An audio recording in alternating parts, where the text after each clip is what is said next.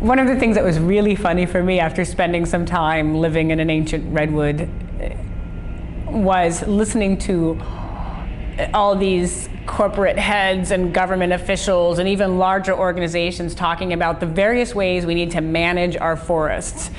And here I am living in this tree that's over 1,000 years old, and I one day just started laughing to myself. I was like, I think the forests have been managing themselves fine for a very long time. I think our challenge is how do we learn to manage ourselves within nature's systems? And human nature is a part of nature, but we disconnected nature from us. And we no longer have our human nature. We are humans running around managing the planet and managing nature. And what we're seeing is we're really bad at managing. We're not very good managers. If we were, we would do a much better job of managing ourselves within nature's systems that we're supposed to be a part of. And it's funny, you know? It's like, how did our egos get so big that we think we can manage this wild planet? And we try and tame it. Here we are sitting in New York, and we can look at all the ways we've tried to tame nature and make it do our bidding and our will. But nature can only work that way for so long, and then it says you've lost touch with your human nature, and therefore we're going to have to bring you back into balance. Are we going to be able to survive that? That is our great question. And for me, the work that I do is not so much about some ultimate goal. It's about life should be about service. Life should be about something bigger than ourselves. And for me, that makes my life worth living. And that's what gets me up out of bed every day and gets me moving. And at the same time, reminding people we are part of a natural system, and the more we upset that natural balance, the more it's going to kick back in order to bring balance. The further the pendulum swings in one direction, the further it has to swing in another in order to regain its balance.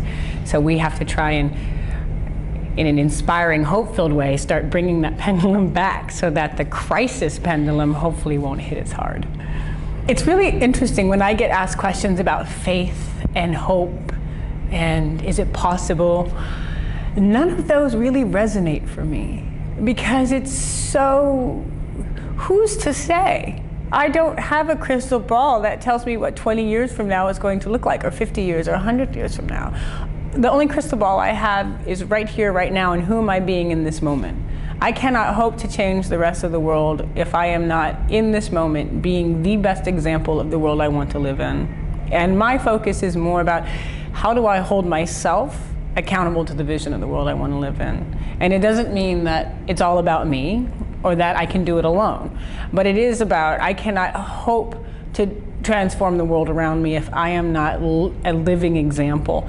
And as long as I'm being a living example, therein lies the faith, therein lies the hope, therein lies the possibility. Because if I am not being that, then I can be sure that how can I expect for the rest of the world to be that? And that's why, to me, integrity has to be the foundation of which this movement is built upon.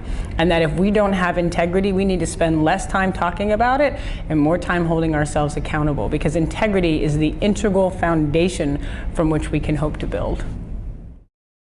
It's really important for me that people know that I recognize that as a European American in the United States, I have profound privilege that's just been given to me. I haven't even earned it. And in many cases, that privilege has been stolen from sacred people and sacred places.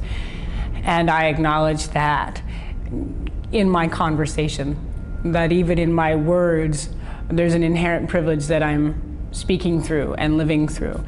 And it's important for me that people know, and it's important, I believe, as a movement, that the more privilege any of us have, the more responsible we are, number one, to be aware of that, to be aware of the power that comes from that privilege, and to be responsible to that. And for me, that responsibility is not a critical responsibility or judgmental responsibility. For me, that's a joyous responsibility, and that I am committed from a deep place in my heart that the privilege that has been given to me and that I've inherited in this country is a tool in my toolbox that I am committed to using for the betterment of our humanity and the betterment of our world. And that is part of our challenge. The more privilege any of us have, the more responsibility we have to utilize it as a tool to bring balance and justice and peace back to our world.